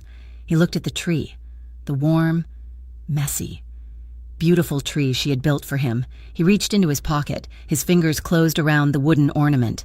Emma. He let her go tonight. But as he watched the single set of footprints appear in the snow on the sidewalk far below, Adrian Vascari knew one thing with absolute certainty. He was not going to let her go forever. The black sedan was waiting at the curb when Nora stepped out of her apartment building, the engine idling with a low, purring hum that vibrated in the cold December air. It was the third time in 4 days that the sleek vehicle had been there, a silent sentinel sent by Adrian Vascari, the driver, a man with a neck as thick as a tree trunk named Paolo, stepped out and held the door open. "Good afternoon, Miss Lane," he said, his voice gravelly but polite. "Mr. Vascari is expecting you." Nora hesitated on the sidewalk, clutching her worn handbag. The wind whipped her hair across her face, stinging her cheeks. This was becoming a pattern, a dangerous, intoxicating rhythm that she knew she should break, but she did not. She stepped into the warmth of the car, the leather seats smelling of cedar and expensive conditioning oil. Over the last few days, the pretext for these visits had shifted. At first, it was about the tree. Then, it was about organizing the penthouse for the holidays. Now, Adrian claimed he needed her perspective on a sudden philanthropic endeavor. He had decided, seemingly overnight, to fully fund a Christmas Eve gala for the St. Jude Community Center in the Heights, a neighborhood that had been neglected by the city and battered by poverty. He called it logistical consulting. Nora knew it was an excuse. As the car glided through the slush-covered streets of Harborview, Nora stared out the tinted window, battling the war inside her own chest. She was not naive. She knew what Adrian Vascari was. The rumors in the city were not fairy tales. They were warnings written in blood. He was a man who commanded fear, a man who lived in the shadows.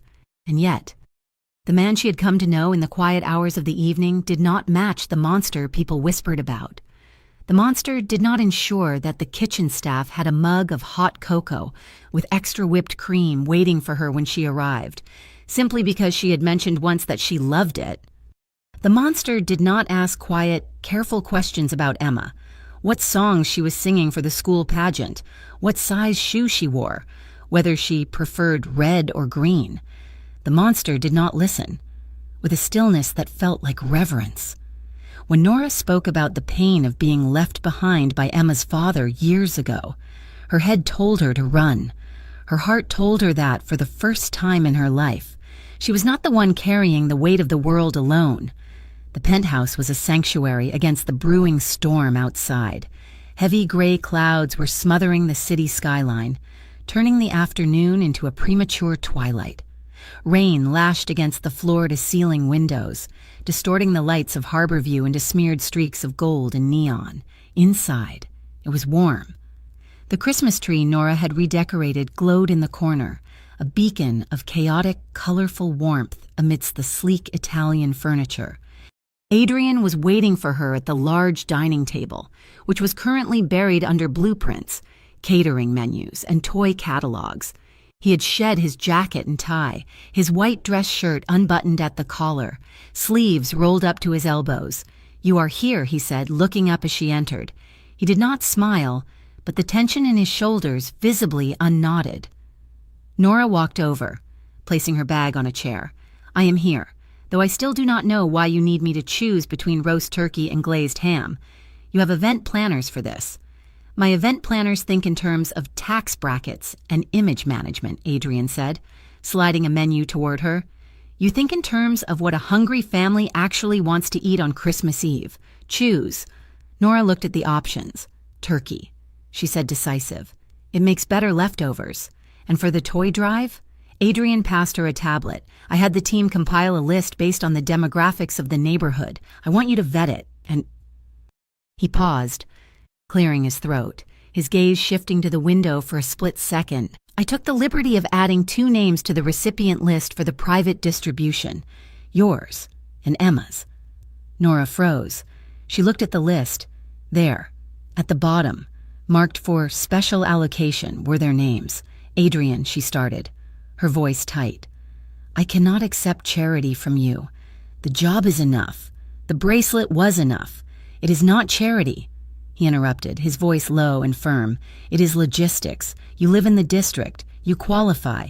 And if you try to argue with me, I will double the allocation just to be difficult. He looked at her then, and the hardness in his eyes was replaced by a challenge that was almost playful. Nora felt her defenses crumbling. She looked down at the table to hide the flush rising in her cheeks. Thank you, she whispered. Shall we work? He asked. They worked for hours as the storm intensified outside. The wind howled around the tower, rattling the heavy glass panes, a reminder of the violent world that lay just beyond the perimeter of the penthouse. But in here, under the soft light of the chandelier and the glow of the tree, it felt safe. It was late, past 10 in the evening. The staff had long since retreated. The only sound in the vast room was the rustle of paper and the rhythmic drumming of the rain. Nora reached for a file folder containing the venue layout. At the exact same moment, Adrian reached for it too. Their hands collided. It was not a bump. It was a connection. His fingers brushed against the back of her hand, warm and rough. Nora stopped. Adrian stopped. Neither of them pulled away. The air in the room seemed to vanish, sucked out by the sudden spike in tension. The memory of their kiss from the other night, the one she had fled from, hung between them like a ghost. Nora looked up. Adrian was watching her. His eyes were dark, dilated, focusing on her with an intensity that made her skin prickle. He turned his hand over, sliding his palm against hers, interlacing their fingers slowly. The simple intimacy of the gesture, palm to palm, skin to skin, hit Nora harder than a shout. Why do you do this? She asked, her voice barely a whisper. Why this event? Why me? Adrian looked at their joined hands. His thumb swept over her knuckles, tracing the dry skin. Because, he said, his voice rough, like stones grinding together, when you are here, when we are doing this, it feels less like a battlefield and more like something else. He could not finish the sentence. He did not have the vocabulary for peace. Nora felt a tear prick the corner of her eye. She squeezed his hand. I know, she admitted, her voice trembling. When I am with you, Adrian, I forget to be scared. I forget that I am tired. I just feel found. The confession hit him like a physical blow. A visible jolt went through his body. He stiffened, his grip on her hand tightening until it was almost painful. He stood up abruptly, pulling her up with him. The movement was fluid and powerful. He did not let go of her hand. He pulled her around the corner of the table. Nora stumbled slightly, breathless, until she was pressed against the edge of the heavy oak wood. Adrian stepped in. He caged her in, his body blocking out the room, blocking out the storm, blocking out everything but him. He did not touch her with his body yet, but he was everywhere. He towered over her, his breathing uneven. You should be scared, he rasped, his eyes searching her face frantically. You should be terrified of me. I am not, Nora whispered. That broke him. He reached out, his hand cupping her jaw, his fingers threading into her hair to hold her steady. His other hand landed on her hip, gripping the fabric of her sweater, his fingers flexing as if he were trying to anchor himself to the earth. He lowered his head and kissed her. This was not the gentle, tentative exploration of the other night. This was a collision. It was hot, desperate, and starving. It was the kiss of a man who had been cold for a lifetime and had finally found a fire. Nora gasped into his mouth, her hands flying up to clutch his shoulders. She felt the hard ridge of muscle beneath his shirt. She pulled him closer, needing to feel the weight of him. Adrian groaned, a low, guttural sound that vibrated against her lips. He pressed closer, his hips pinning her against the table, eliminating the space between them. He was overwhelming, a force of nature. But Nora did not feel trapped. She felt consumed.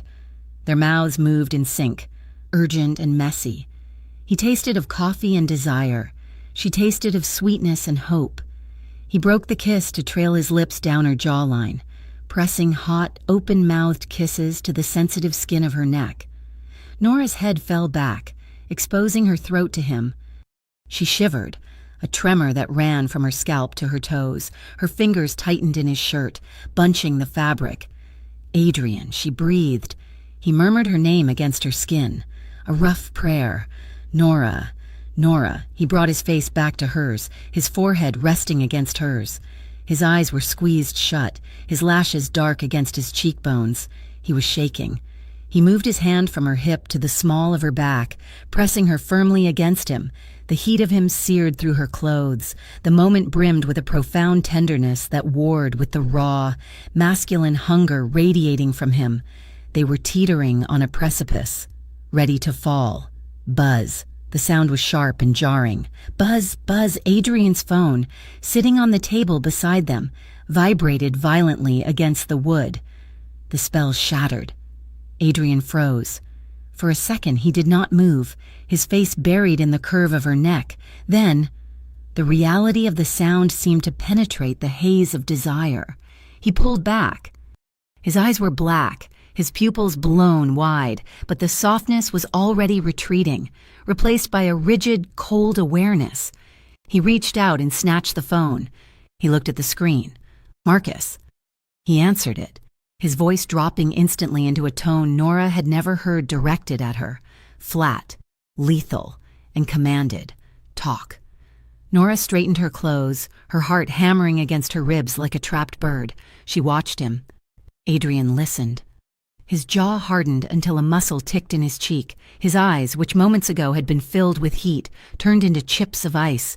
Where? He barked. He listened again. Lock it down, he ordered. I want a sweep of the perimeter. If they are within 5 blocks, I want to know. And find the leak. Tonight. He hung up. He did not look at Nora immediately. He stood with his back to her, gripping the edge of the table until his knuckles turned white. Adrian? Nora whispered. He turned around. The man who had kissed her was gone. In his place stood the Dawn of Harborview. His face was a mask of stone. You need to go, he said. Nora blinked, the whiplash making her dizzy. What happened? My security chief spotted a vehicle. He said, his voice devoid of emotion. A rival crew, the Calvettis. They were scouting the building. Nora felt a chill that had nothing to do with the storm outside. Are we in danger? I am always in danger, Adrian said cold. That is the life, and you are standing in the middle of it. He walked past her, grabbing his jacket from the chair. He did not look at her. He could not. If he looked at her swollen lips, at the confusion in her eyes, he would not be able to do what he had to do. Marcus was right. There was a leak. Someone knew he was distracted. Someone knew his focus had shifted. And if the Calvettis knew he was soft, they would look for the reason why. They would look for her. He had to cut it out. He had to sever the limb to save the body. The car is downstairs, he said, turning his back to her to put on his jacket. Paolo will take you home. Do not come back tomorrow. Nora stepped forward. What? But the event. The tree. The event will proceed, Adrian said, snapping his cuffs into place. My staff will handle the rest. You are done here. Nora felt as though he had slapped her. 5 minutes ago, he had been worshipping her with his hands and his mouth. Now he was firing her? Adrian, please, she said, her voice shaking. I do not understand. Was it the kiss? It was a mistake, he said. He turned to face her. He forced his eyes to be dead. He forced his voice to be a blade. We blurred the lines. Nora, I let my guard down, and that is a luxury I cannot afford. You are a distraction. I cannot have distractions. A distraction. The word hung in the air, ugly and dismissive. Nora recoiled. She wrapped her arms around herself, trying to hold the pieces of her dignity together. I see, she whispered. She looked at him, searching for the man who had held her. She saw the wall he had erected, but beneath the stone, deep in the blue of his eyes. She saw the scream. She saw the terror. He was lying. She knew it. He was doing this because he was scared for her. But the rejection still stung like acid. "I understand." "Mr. Vascari," she said, her voice hollow. She grabbed her bag. She walked to the elevator. She did not look back.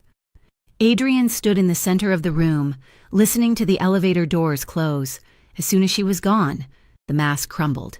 He slammed his fist onto the table, sending the stack of papers flying. He pulled out his phone and dialed Marcus back. "She is leaving now," Adrian said, his voice shaking with suppressed rage. "I want a shadow detail on her. 2 cars, 24/7. If anyone gets within 50 feet of her or the girl, you put them in the ground. Do you understand?"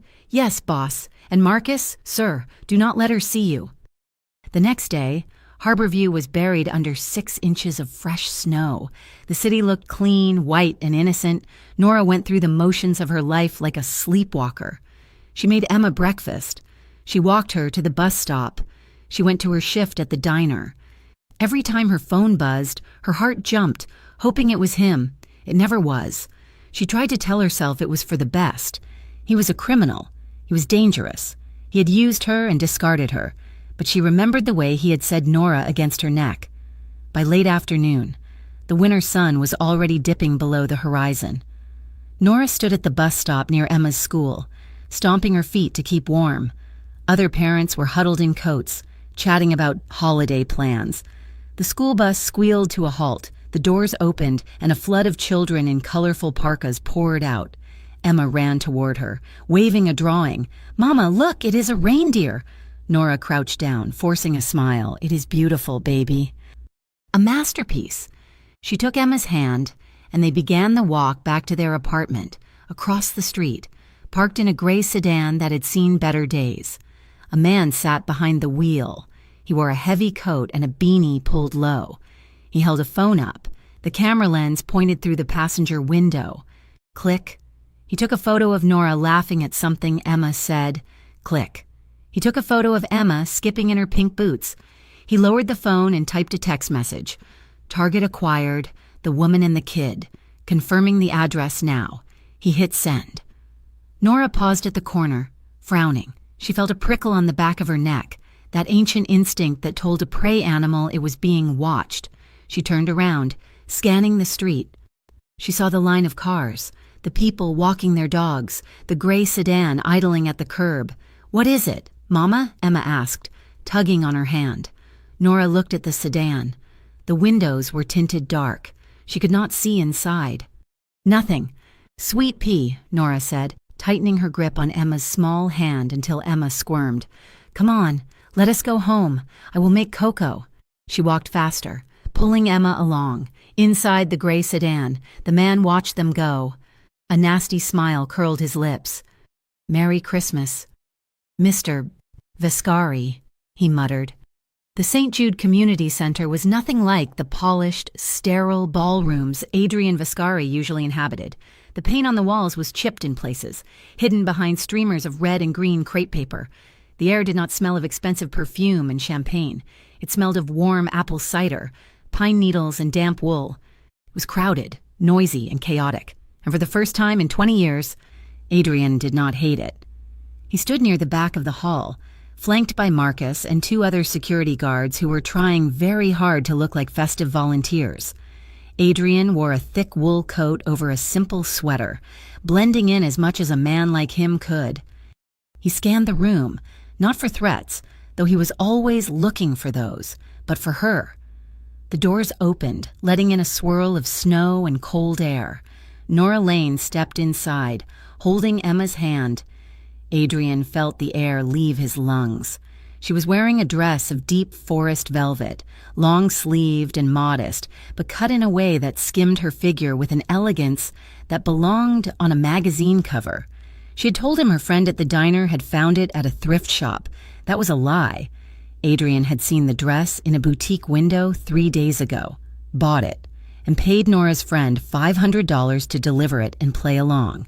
Her hair was down, curled loosely around her face, catching the light of the string lights draped across the ceiling. She looked soft. She looked radiant. She looked like the only real thing in the world beside her. Emma was a bundle of energy in a puffy pink coat and the silver bracelet he had returned to them.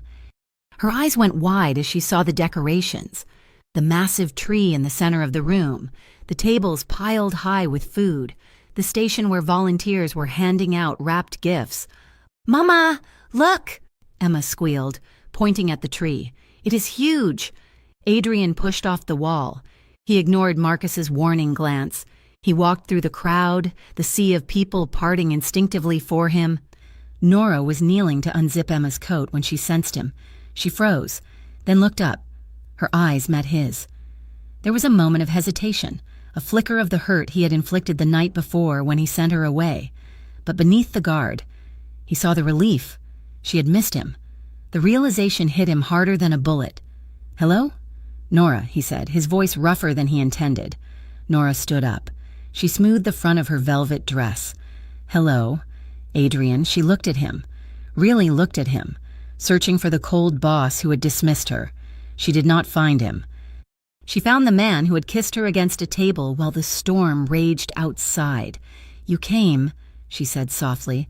"I am paying for it," he said, a corner of his mouth lifting in a ghost of a smile. "I should probably make an appearance." He looked down at Emma. The little girl was staring up at him with unabashed curiosity. She did not know who he was. She only knew he was the tall man looking at her mother like she was a queen.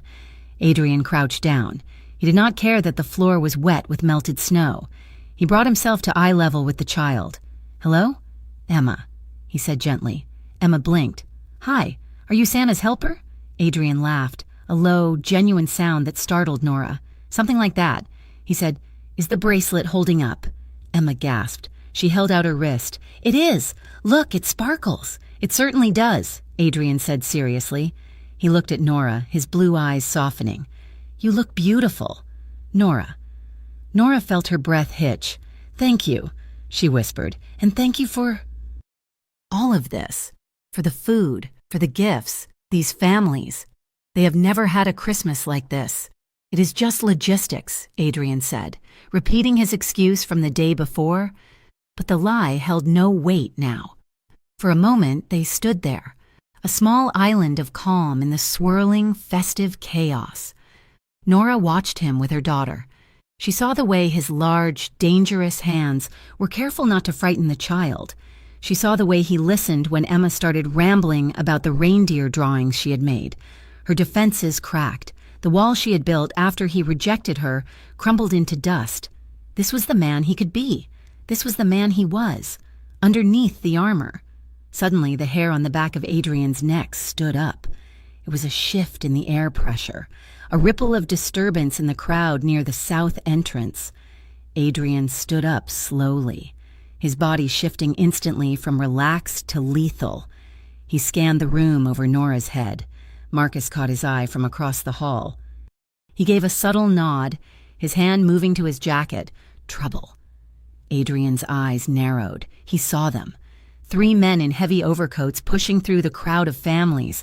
They were not looking at the tree. They were looking at Nora, the Calvettis. They had found the leak, or they had followed her. It did not matter. They were here. "Nora," Adrian said, his voice low and urgent. "Take Emma. Move behind the tree, now." Nora looked at his face. The warmth was gone, replaced by a terrifying focus. She did not ask questions. She grabbed Emma's hand. "Come on, baby," Nora said, her voice tight. As they turned, one of the men in the coat saw them. He reached into his coat. "Gun!" Someone screamed. The festive noise shattered into panic. People screamed, diving for cover. Ornaments crashed to the floor. Adrian did not hesitate. "Get down," he roared. He lunged toward Nora and Emma. He grabbed them, using his own weight to propel them forward, shoving them behind a heavy display table piled high with canned goods. A pop rang out, loud, sharp, unmistakable. A bullet shattered a glass star on the tree above their heads. Adrian slammed into the floor beside them, covering their bodies with his own. He pressed Nora's head down. "Stay down, do not move," he commanded. Emma started to cry, a high, terrified sound. Adrian shifted, placing his hand on the back of the child's head. stroking her hair. "It is okay," he murmured, his voice surprisingly steady amidst the screaming. "I have you! I have you!" He looked over the edge of the table. The three men were fanning out, using the chaos of the fleeing crowd as cover. They were coming for the display. They wanted leverage.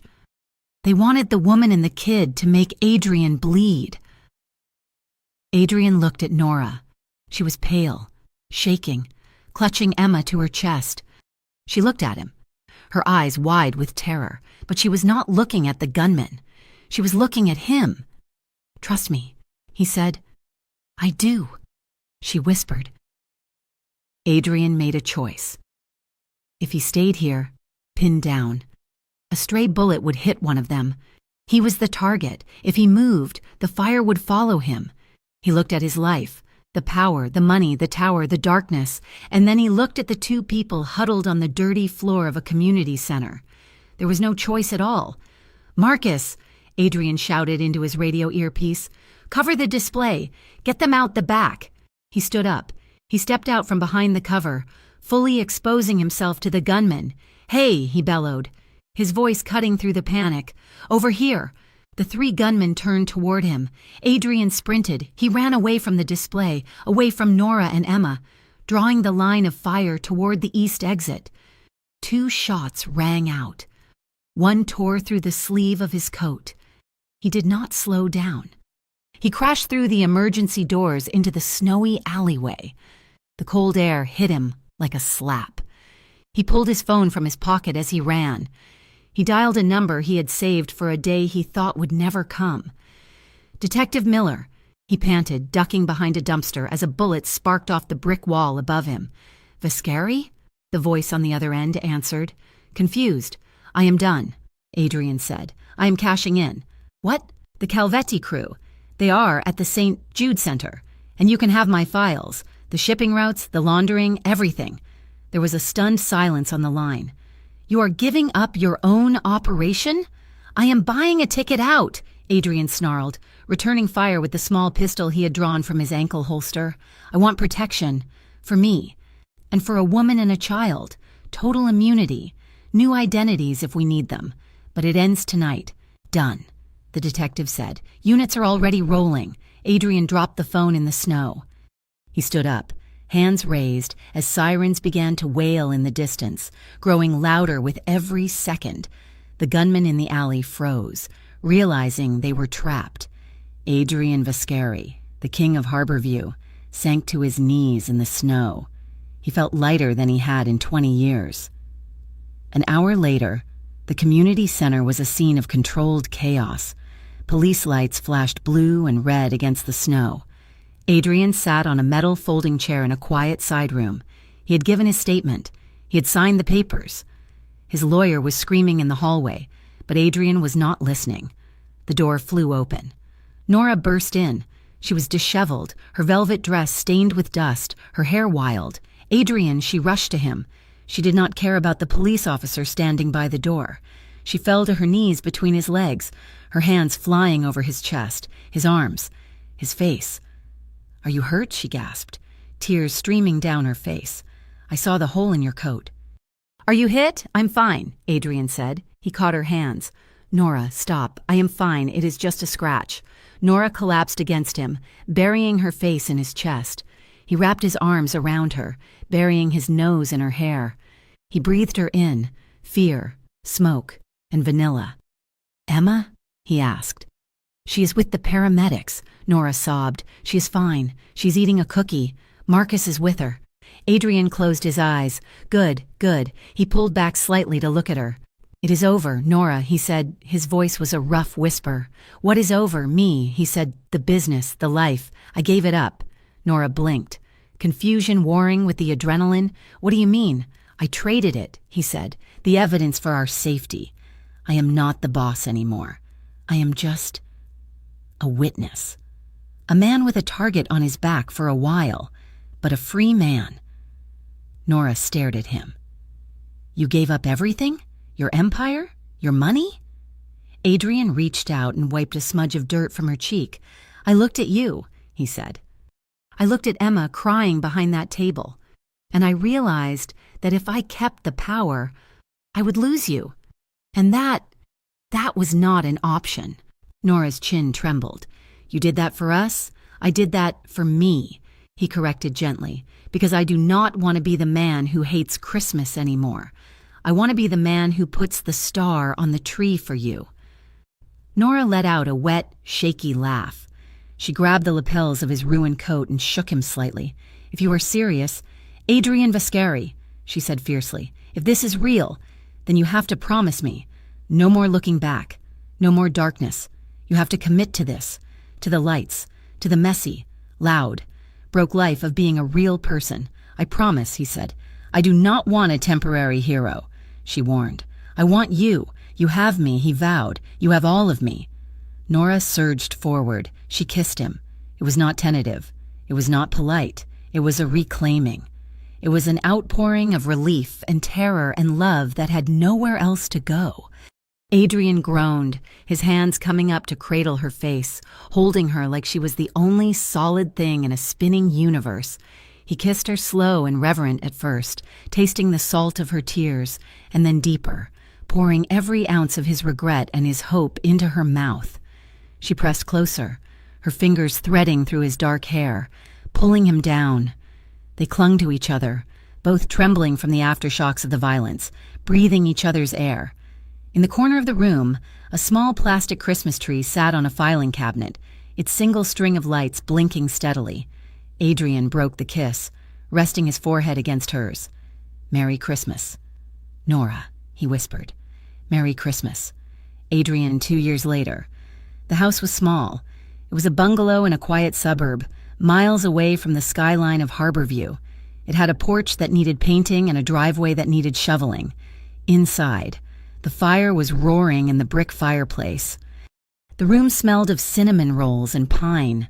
It was Christmas morning. Adrian Vascari stood by the window, coffee mug in hand. He wore flannel pajama pants and a t-shirt. He looked tired. He had been up since 5 a.m. building a dollhouse, but he looked younger.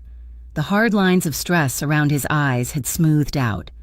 Snow was falling softly outside, coating the world in silence. Daddy, look! He turned. Emma, now 8 years old and missing a front tooth, was tearing the wrapping paper off a large box. It is the chemistry set, she screamed. Adrian grinned. Careful with the explosions, kid. Nora walked in from the kitchen, carrying a tray of cinnamon rolls. She wore his oversized shirt and thick wool socks. She looked happy. She looked peaceful. She set the tray down and walked over to him. He puts his arm around her, pulling her into his side. She rested her head on his shoulder. Did you start the coffee? She asked. Way ahead of you, he said, kissing the top of her head. He reached into his pocket. I have one more thing, he said. He pulled out a small, worn wooden ornament. The paint was chipped, and the ribbon was frayed, but the name Emma was still bright white. He had kept it safe in a velvet box for 2 years. He walked over to the tree, a real Douglas fir, slightly lopsided, covered in paper snowflakes and mismatched glass bulbs.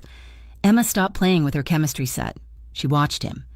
Adrian found a spot right in the center, at eye level. He hung the ornament. It spun slowly, catching the light of the fire. He turned back to them. Nora smiled, her eyes shining. Adrian walked back to her. He wrapped his arms around her waist, pulling her close. He was not a king anymore. He was not a boss. He was just a man with a mortgage, a hardware store business, and a family. And he had never been richer. He leaned down and kissed Nora, a soft, lingering pressure that promised forever. Merry Christmas, he murmured against her lips, and this time, looking at the imperfect, chaotic, beautiful life they had built, Adrian Vascari knew it was not a lie. Thank you so much for listening to The Mafia Boss Hated Christmas Until a Broke Single Mother Put the Wrong Gift Under His Tree. I hope this story brought a little warmth to your day and reminded you that even the coldest hearts can be thawed by the right person. I would love to know where you are tuning in from. Please leave a comment down below telling me which country or city you are listening from. It is always amazing to see how far these stories travel.